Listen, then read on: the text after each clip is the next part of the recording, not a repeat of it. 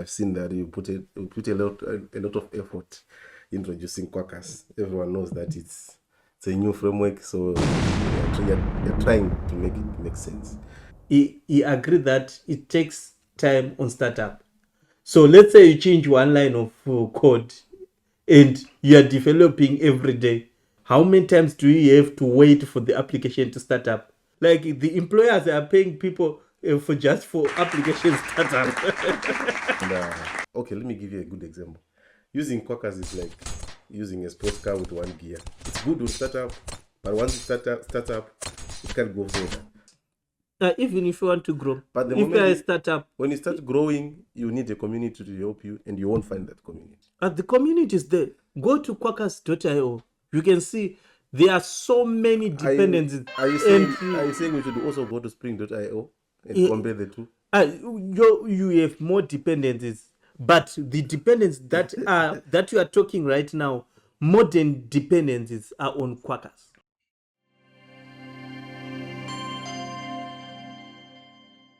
Salut coders, this is Cod with Bisky here. Today I have Marshall and Tapio, well-versed developers. Marshall experience in Quarkus and Tapio experience in Spring Boot. So today we're gonna have a conversation between these two technologies, Java technologies. So we're gonna have Marshall explain Quarkus in detail, and also give us a quick introduction about himself.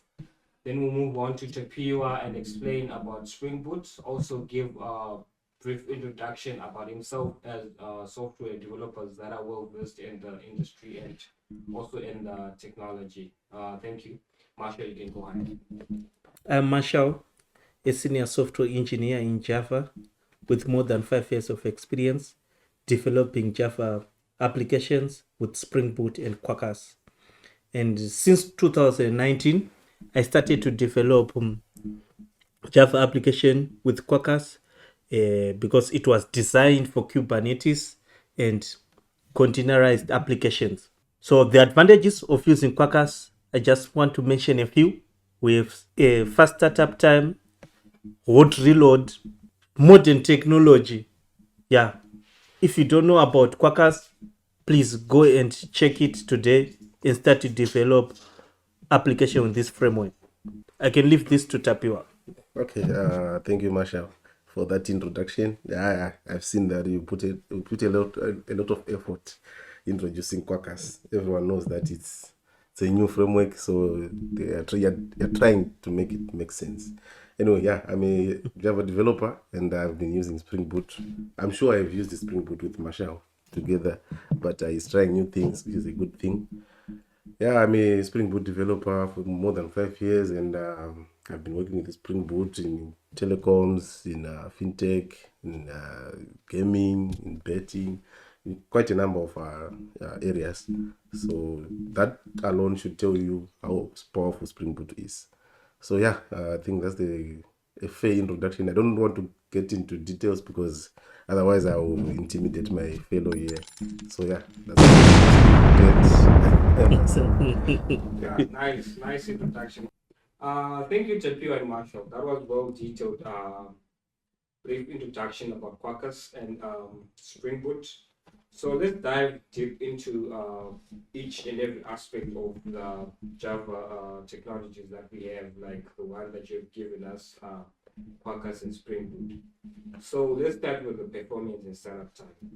So I'll give Marshall the flow to explain why he goes for Quarkus in terms of the performance and startup time.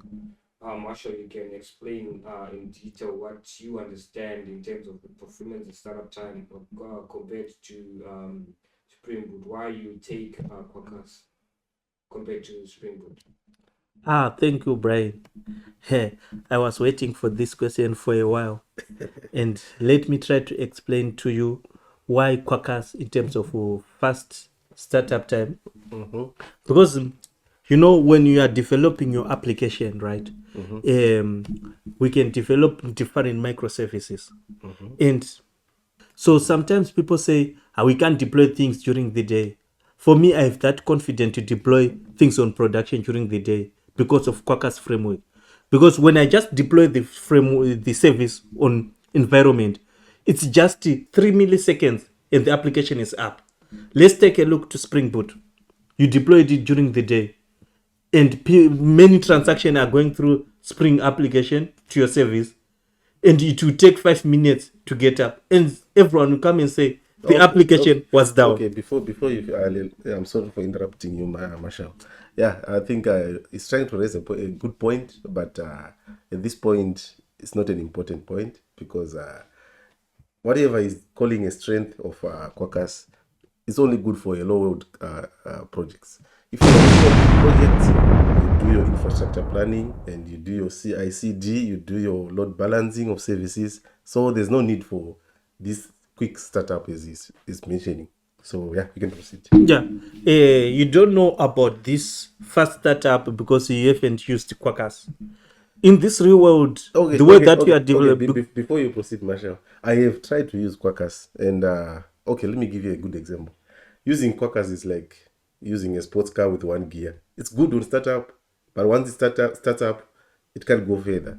But with Spring Boot, you have 6, 9, 8 gears you can change. But it's okay. I will explain about Spring Boot.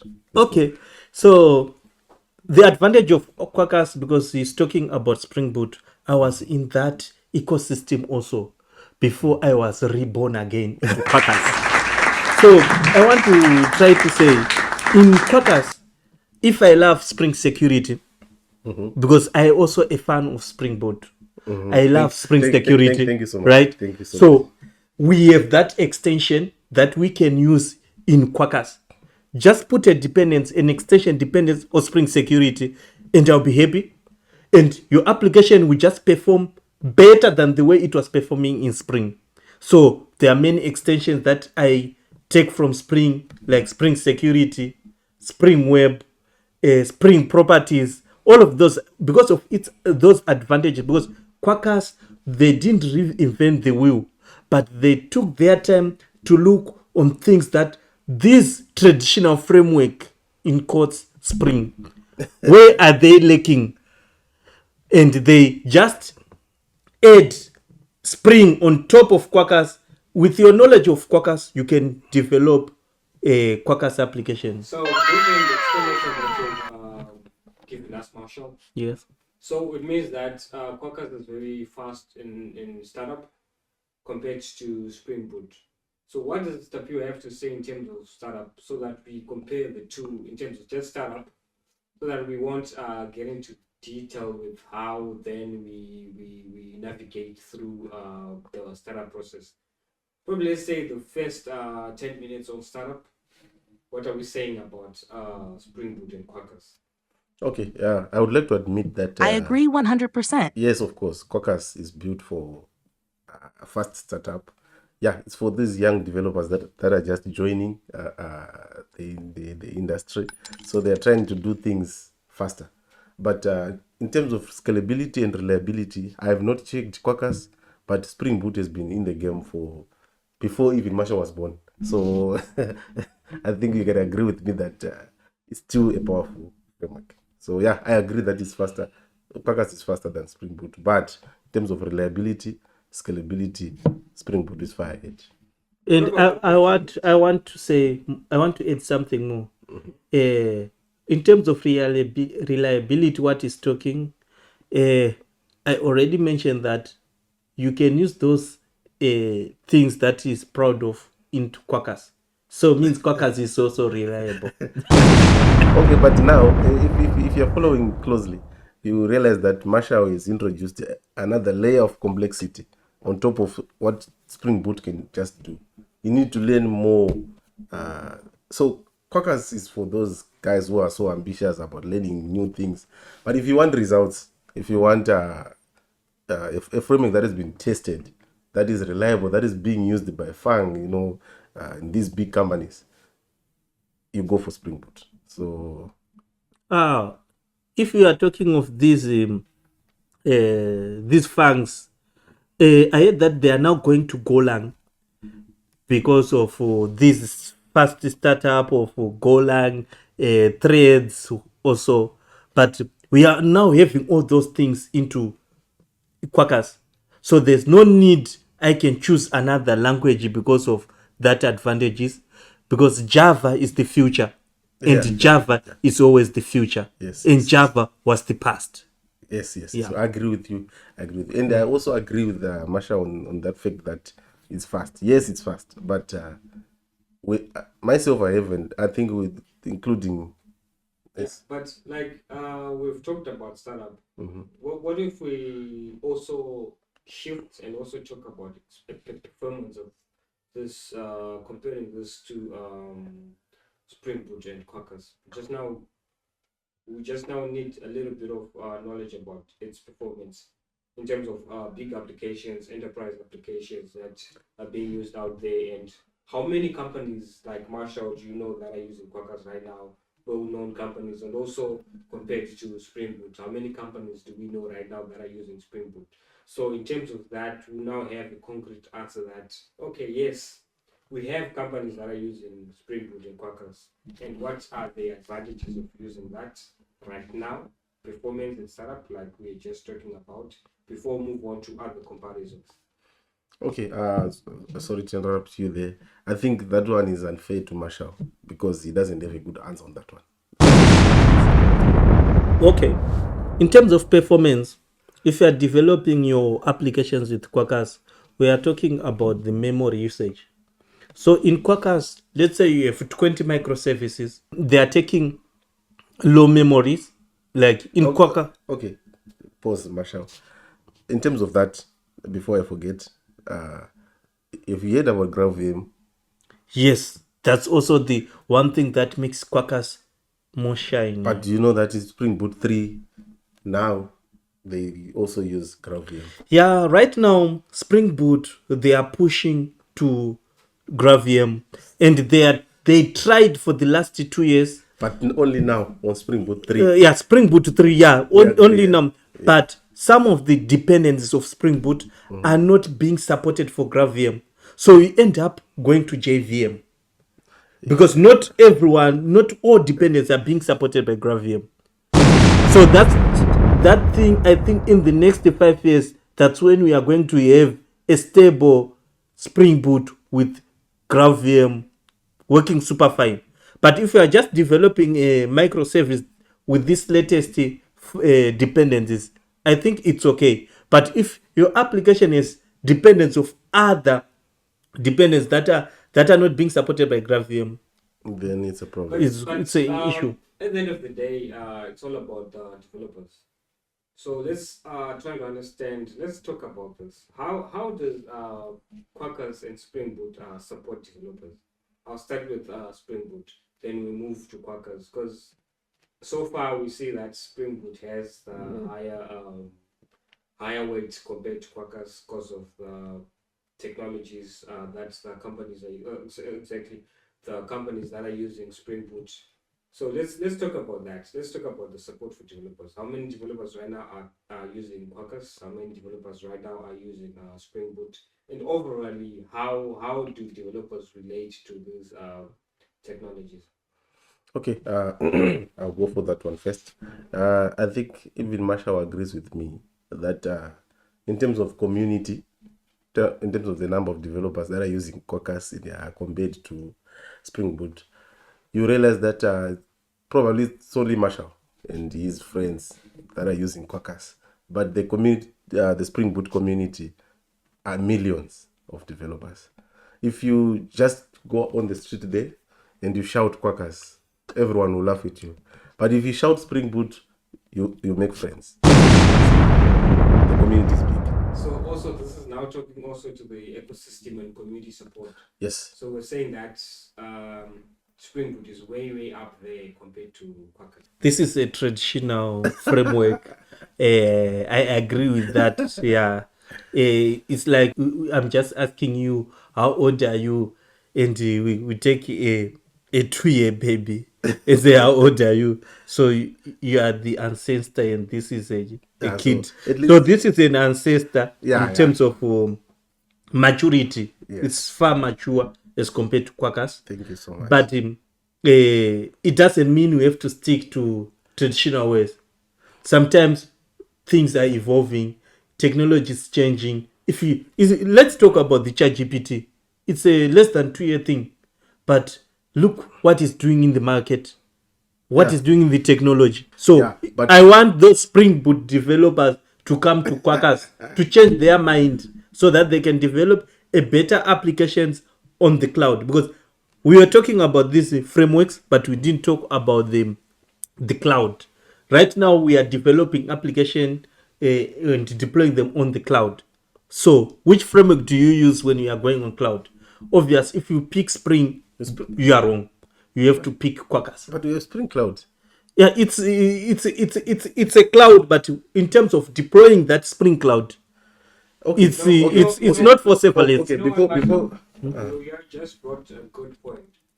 You brought about cloud. So now that we're still talking about Spring Boot and Quarkus, I would like to know the deployment and cloud native readiness between Spring Boot and Quarkus, because this is actually one of the most important aspects in terms of the technologies that we choose for Java. Let's take for example. So if this is easy for developers and also for the DevOps team, then I think when we come to choose a certain technology to use, either with to choose for Java, we also look into this. So I want you to explain. I want you guys to really explain this in detail so that whoever one day is gonna choose between Spring Boot and Quarkus will need to have this at heart so that they choose the best technology for actually deployment and cloud native readiness. Okay, sorry, I'll take that one. Okay, I'll give you that one to answer. But before we proceed, I just wanted to make it clear that Marshall has agreed that the community for Quarkus is too small. You can face a problem, and at times you don't find anyone to assist you.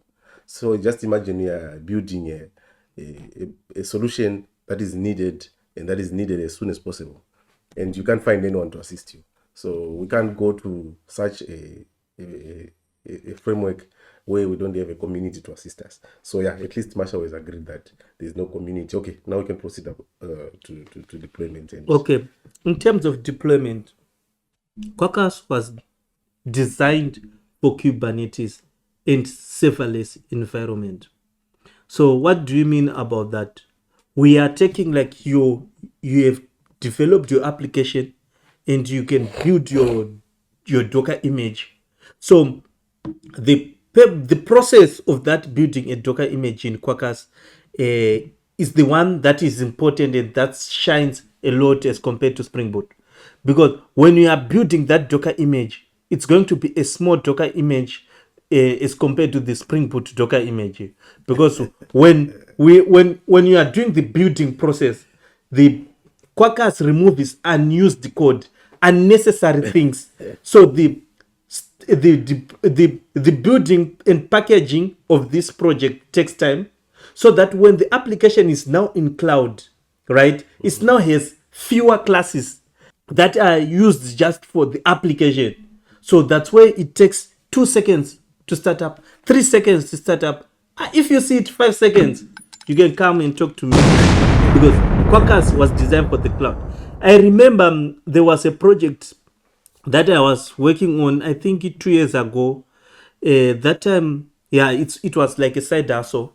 So the company just proposed to use Spring Boot or Node, and I was very disappointed for the company to choose Node. And the reason of choosing Node was because of startup time in the cloud. And it's something that is proven that Node is better on startups in the cloud, and it's better. So that's why you see Quarkus shines now, because of its startup. So if you are in Java ecosystem, if you need to develop application that will be deployed in the cloud like AWS, Azure, GCP, you have to choose Quarkus. okay, yeah, I think these Quarkus guys are fighting everyone. Now he's also talking about Node.js, but yeah, it's normal with these new technologies, new frameworks, that they try to come in and solve existing problems, but at times they don't solve them completely. Like what I've just mentioned, that they are trying to solve quite a number of problems, but they are not yet stable. They're still trying to solve existing problems. So in terms of being cloud native ready, yes, I agree with him. I agree that I agree they 100%. are designed for that, but also Spring Boot is doing the same.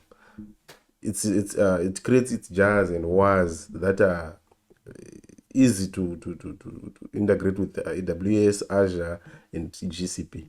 Of course, in terms of speed, they are ahead. I agree, but it's something that can also be done by Spring Boot. So it's a comparison of a young developer and an old developer. They are faster, but the old developer can do everything. Okay. Sorry to interrupt you.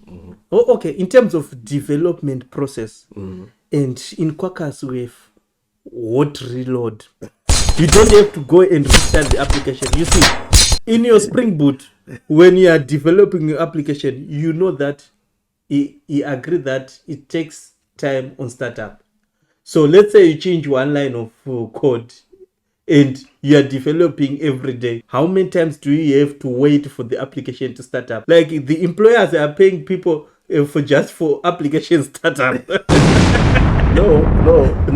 Of course, I get where you're coming from, but it only makes sense when we have lazy developers, like these Quarkus developers. They don't want to just to restart the app, just that. So you can't have just a comparison. Why would I restart if I make a change and go into my API and click get request? No need to restart. I will get the response. Yeah, no. I think in that respect, yeah, I agree with him. Yeah, so given the heated conversation that you guys are having, I just wanna now get into this. So we have outlined the best advantages of Quarkus and also for Spring Boot. So now I want to understand the use cases for Spring Boot and also Quarkus, the suitability of both these technologies. So where can we use Quarkus? In what instance? Also Spring Boot being the ancestor, like Marshall said. What is the best? Okay, let's give an example. What application would we use Quarkus, and what application would we use Spring Boot? As far as I know right now, a Quarkus you can develop any application with it. It's now have a good community support. No. Their documentation is now great. Many extensions. If you visit quarkus.io, you can see many extensions. You can use also extension for Spring Boot. If you are a Java EE, if you are out there, come in Quarkus and try it, because I know in Java EE you are not doing things the right way. So come to Quarkus. Okay. I think in terms of developing solutions, both the frameworks can give the same results. Probably where I can give them credit is when you want to do things a bit faster in terms of startup deployment. But if you're sure that the solution that you're building, you will need help from someone else, then Spring Boot community will be there for you. So if you find a challenge in Quarkus with your issue, don't worry. Quarkus supports Spring extensions, so you are still okay. You can still use your dependencies that you are struggling with in Quarkus. Yeah, but we might even go back to the first point. Setting up a Quarkus project will take you years. Spring Boot, you don't need any time to set up. Quarkus is one of the framework that you can start to develop without any single file. Just create a controller in your project, and it will start to run without a main class. So where's the main class? So if it fails to run, who are you going to ask? There's no community out there. Never. Never. Let's compare the size of the communities. The size of Quarkus is very small. Thank you so much. But but the advantage of it is that it's on top of other frameworks. I'm saying we can take you with your knowledge. We don't subtract anything. You can start to develop in Quarkus with your knowledge. And if you find a problem with Quarkus with your knowledge, you just ask, I need an answer for this Spring Boot, and just apply it in your Quarkus project. The other issue also, okay, I agree with you, Marshall, where you're coming from. But the other issue is, as long as you want to go out of your system, like talking to other APIs, integrating to other APIs. So far, we have a lot of APIs that we cannot integrate with Quarkus. But with Spring Boot, you can integrate with everyone. Which APIs? It's only that maybe you're talking from your experience, but if you go to where I come from, up there in North Europe, some companies, they don't even know Quarkus. Yeah, we are trying to push people to use this Quarkus framework. And if you are a new developer, if you want to learn a modern framework, which is easy to use, you have to go for Quarkus. If you want to learn this traditional framework, the Spring Boot applications, it's interesting. I tried it. But the problem is that if you're a startup, you don't have money, you need resources. When it comes to resources, we are talking of memory. And you are building 10 microservices. And it means you need large memory of your server. Okay, so in terms of whatever Masha was saying, in terms of costs, budgets, whatever, if you are developing a low-world application, yes, go for Quarkus. Yeah, that's a lie. So basically, we're saying for startups, for those small businesses or small applications, developers or the community of developers should go for Quarkus. Yes, as long as you don't want to grow, yes. Even if you want to grow, but if you are a startup, when you start growing, you need a community to help you, and you won't find that community. The community is there. Go to Quarkus.io. You can see there are so many dependencies. Are you saying we should also go to Spring.io and compare the two? You have more dependencies, but the dependencies that you are talking right now, modern dependencies, are on Quarkus. Okay. And other dependencies in Spring, they've redeveloped them in Quarkus to make them better performance. That's why we are saying let's choose Quarkus. Yeah. For a framework that usually copies and improves others, yes, they are good. Yeah. But for creativity, starting new things, it's Spring Boot, because these guys are improving on top of what has been done by Spring Boot. So, yeah, they are good in copying and improving. Yeah, that was a very beautiful conversation between Spring Boot and Quarkus. So overall, I want you guys to just go out and explain what you think about Spring Boot, what you think about Quarkus, what you think about Spring Boot AI. Quarkus is also AI, and do you have AI in Quarkus? Also, that is something that we need to talk about. Just overall, what we are going, where the world is going in terms of technology, AI, Spring Boot, Java development, and all that. I just want you guys to just go in deep and explain and where we see ourselves as developers in the next 5 years, in the next 10 years, in terms of technologies that we have right now. Okay, I think when the discussion goes to that point, these guys won't have anything to say. But yeah, we'll give them time to go and try to improve what Spring Boot has already, because they are just following behind as usual. So yeah. Okay. We are trying to make the world better in Quarkus. And I know there are Spring AI module that is out there. I also use it. I think I'm also a big fan of that module. At least. Because for me, I told you, I'm a Spring developer and Quarkus developer. But when I see something that is interesting and something that makes our life easier, there is no way I can't use that framework. For Spring, I'm using Spring AI module, and it's good. In Quarkus, we have LangChain for J. You can also check it out. It's also good for AI, and it was inspired for LangChain for Python and JavaScript. And it's also doing many things as compared to Spring AI. Yeah. So the community doesn't know about this Lang4j because so far we very soon you will see more about Quarkus IOs, because in Spring IOs we also see them doing great things, showing people Yeah. their new things. But this year, if you are a Spring guy, you know that they were focusing on AI and fast startup. That's what their main focus on Spring Boot 3. But in Quarkus, it's something that we did in 2019. So we are not worried about it. Okay, at least you guys you had somewhere to start from. Started from Spring Boot going forward. So yeah, it was easy for them to at least be the best in something. Yeah, but in terms of starting new things, everyone agrees with me that Spring Boot is the ancestor of development. So why Spring right now are more focusing on the startup time? Yeah, because we've done everything else.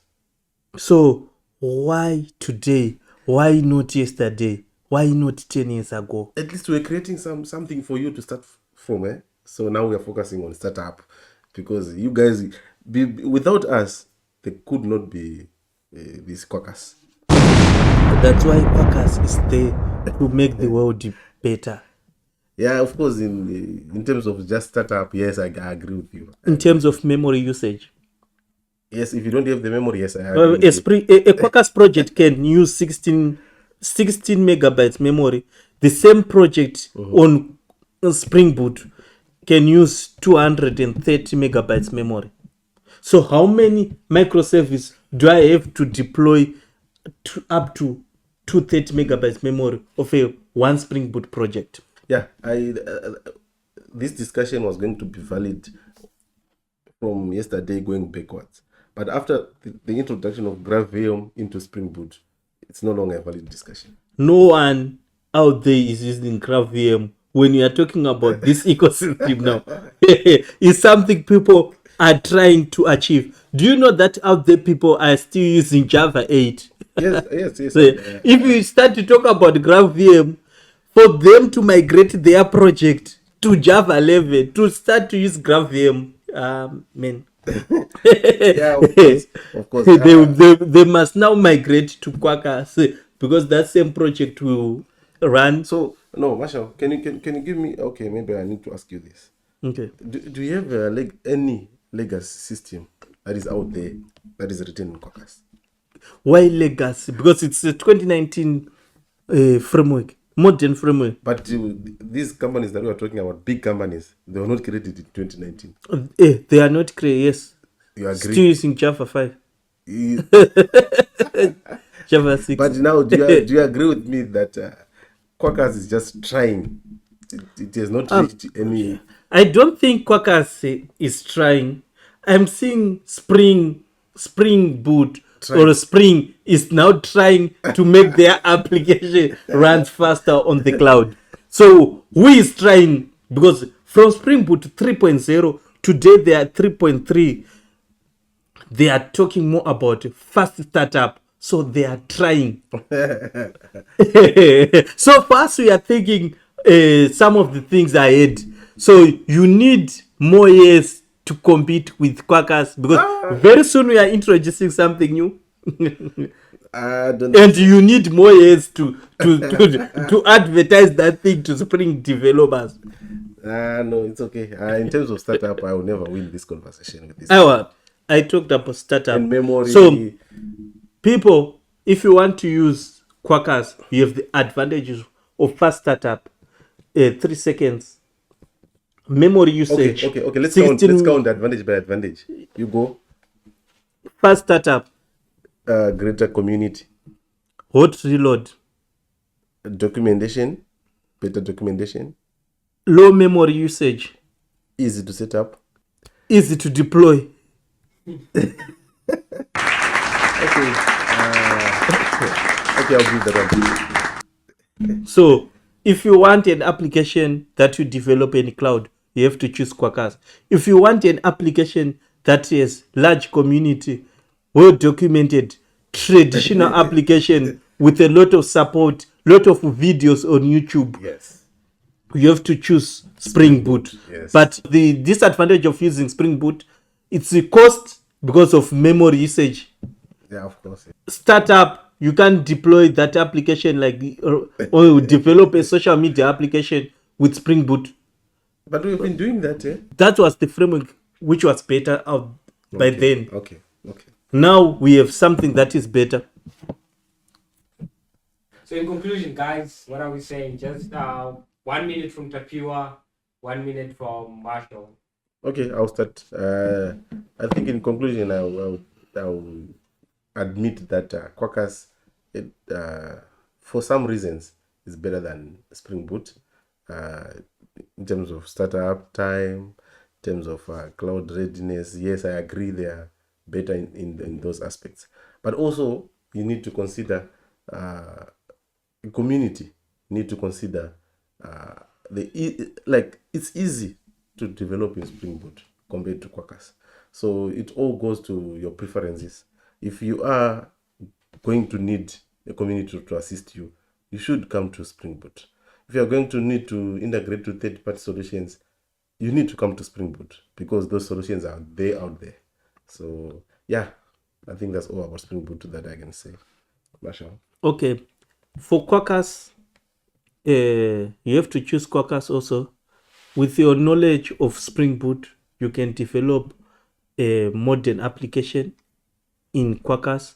You can use your existing dependents, Spring Web, Spring Security, configurations of YAMLs, everything that you were doing in Spring Boot. Spring Data module is already there, so you can come to Quarkus with your knowledge. You are not going to learn something new. You just create a Quarkus project and add those dependents, and you can start to use Quarkus, and you can deploy an application that will run in the cloud in 3 seconds. And their Docker is quite different from the other Dockers. After you are deploying, like in your local environment, create a Docker image and you just say Docker run, you can make a change to your Java code and it will just run in that Right. Docker also. So it's something that is interesting. You can try Quarkus, and also with hot reload, you don't spend time restarting the application. Everything will take effect after you just change. So if you are a new developer looking for modern framework, let's go for Quarkus. I didn't say Spring Boot is not good. I love Spring Boot. Thank I'm you. a Spring guy. I'm also a Quarkus guy. But here we are taking of facts in the modern technology development. Oh, thank you very much, guys. That was well explained. Heated conversation between two senior developers that are focusing on two different technologies. So let's give a round of applause to Marcel and Tapir with explanation to Quarkus and Spring Boot. Thank you.